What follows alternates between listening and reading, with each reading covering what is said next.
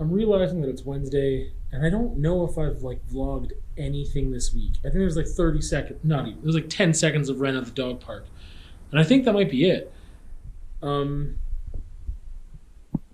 I mentioned before about wanting to do more vlogging and talking about things as they happen. I don't know if I've really done a better job of that or not, but I do have some things to say. They're all coming out on Wednesday night, when my last day to vlog is Thursday, so I feel weird that it's like, oh, it's all last minute. It's because I'm pressuring myself and whatever, running out of time. But I've had a couple things on my mind, I just haven't committed it to the vlog. So one thing is about cannabis use.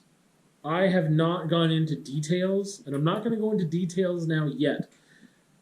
I feel a little weird about it just because there's stigma, there's misunderstanding, there's whatever surrounding it. And part of it is even just my own stigma, my own bias, my own whatever, like surrounding cannabis use, because it took me 35 years to do it.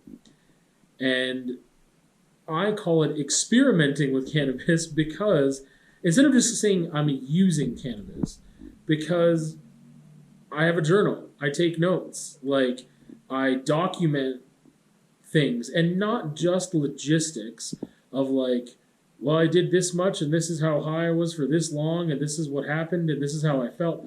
But I mean, like, even just, is it beneficial for me in these ways? Are these pros or these cons?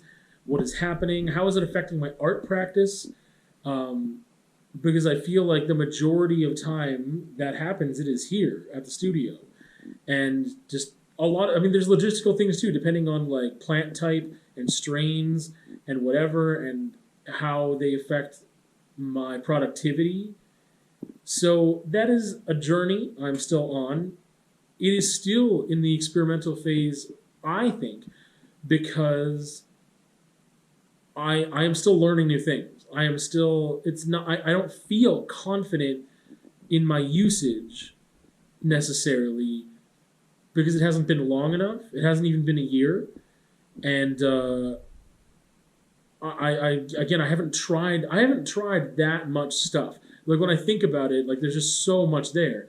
But I've zeroed in on some things, like some strains and plant types, and there's other things that I want to try and see what happens, what they do, what the pros and cons are, and whatever else.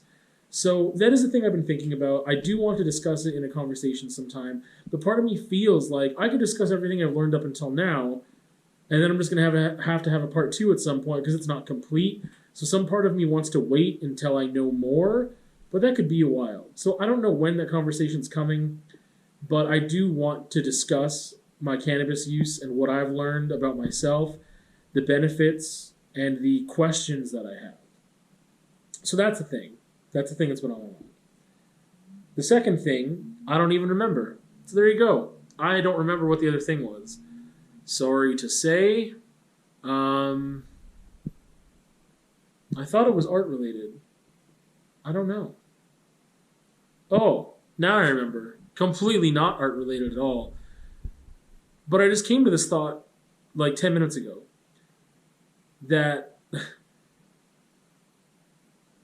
I like, I don't know how to, it's, some people are really into watching like videos on YouTube that are like pimple popping videos and stuff like that. Or there's like cysts, or like, there's like ones with animals that are bananas because they can get such big abscesses and stuff.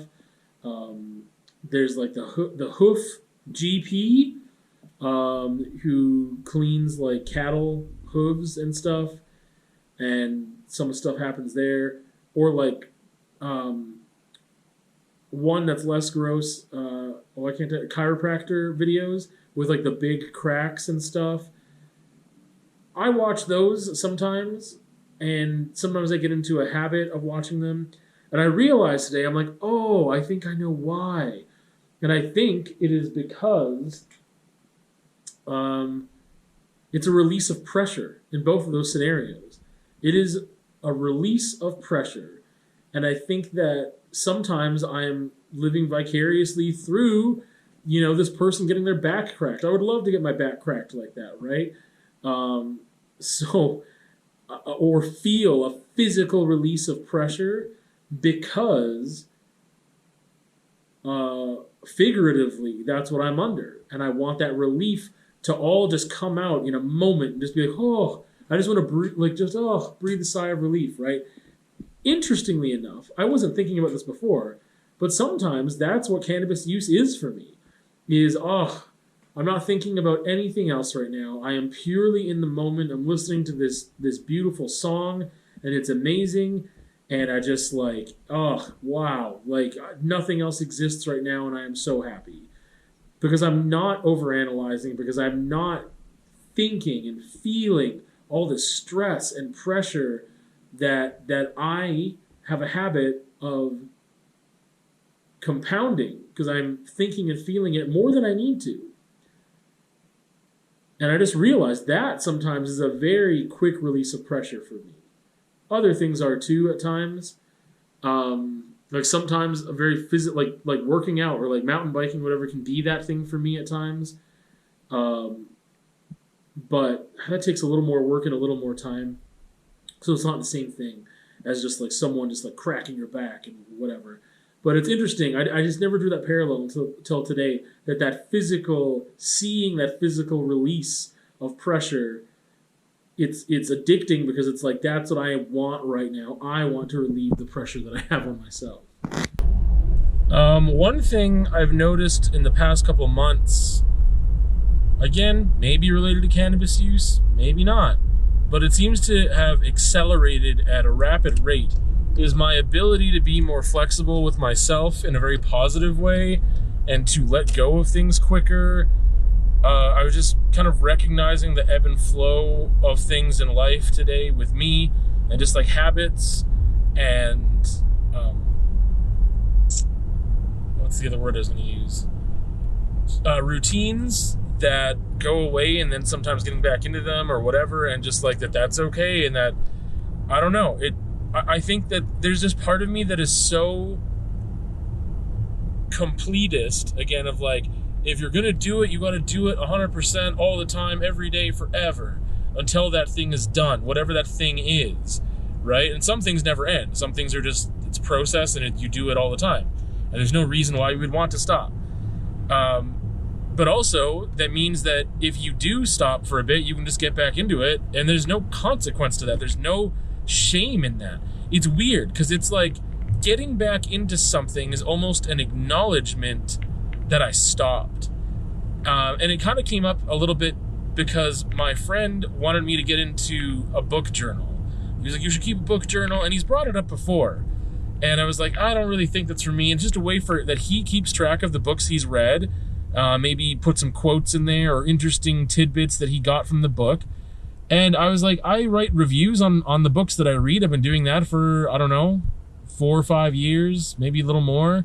And so I keep track of the books I read that way, and on Goodreads and whatever. But I was like, he's brought it up over the course of the past couple of years. Like, I want to say at least 3 times, and not like pushing a lot, but just like, oh man, book journals are awesome. You should do one. And I was like, no. And then last night I was like, or 2 nights ago, we were talking, and I was like, you know what? I'm going to do it. Screw it. I'm going to do it. But part of me, part of the reason I didn't want to was because I was like, yeah, but I've read like how many books up until this point? I'm not going to go back and journal about those books. And he's like, no, you wouldn't do that. But like, why does that have to be anyway? And I was like, yeah, why does it have to be a thing? Why do I feel the need to just be like, well, I've got to have, like, I need to write about all of them because I read all these books and I want to, like, again, I think it's that part of leaving legacy almost. It's not about the process. It is about the fact that if someone were to find my notebooks one day, my book journal, and be like, oh, this loser only started reading this time and like only read these books. And it's like, no, like if you go to my Instagram, you'll see all the, like, you know what I mean? Like, that's stupid. It's just dumb. And I think I just obviously need to be doing it more for me, not for legacy purposes. But so much of what I do is based around legacy and like, what am I leaving behind? Rather than focusing on right now, what am I doing? What is benefiting me right now? And doing the book journal, I think, will benefit me. I'll retain information better. I can just be more inquisitive and ask these questions, and like I think it'll get me more into what I'm reading. And that should be obvious, but for some silly reason it's not, and like, or wasn't, and now it is. And I was just thinking of, yeah, you can stop things and start things and whatever. I was also thinking about meditation, because I have said before, it's non-negotiable for me. And I've never gotten into it with the consistency that I would have liked, which is like months and months and months at a time. I've never done that. And to this morning, I was like, I've got time right now. Why haven't I been doing this? Just let's do this for a couple minutes. And I felt better. I felt good. Like, wow, magic. Like, no, I already knew that. I already knew that's a thing that benefits me. I just didn't do it. And like, that's silly. Now I remember the other thing. Again, there's so many stops and starts today. I haven't worn a bandana for a long time. And then I think I was out of the habit of doing it. And I was like, okay, but I can wear a bandana whenever I want. It's not just like, well, if like, I don't know. There's so many things that I get into a pattern and that's just what I do. And then if I stop doing it for a bit for one reason or another, I never think I can just do it again, which is just really silly. But podcasts. So there's this podcast by Dan Carlin called Hardcore History. And I got into it when I was doing shipping and receiving work. And I listened to a lot of podcasts then while I was working, because it's so mindless that I can just listen to podcasts and just still, anyway. But these podcasts sometimes are like 5 hours long for an episode. And he does these extravagant, amazing recollections of history, talks about, great wars and things of that nature. And I haven't listened to it for a couple of years.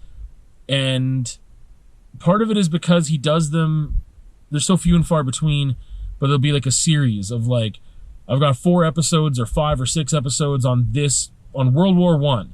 And they're like 5 hours each. And then he won't do anything for like 6 months. And then he'll have more.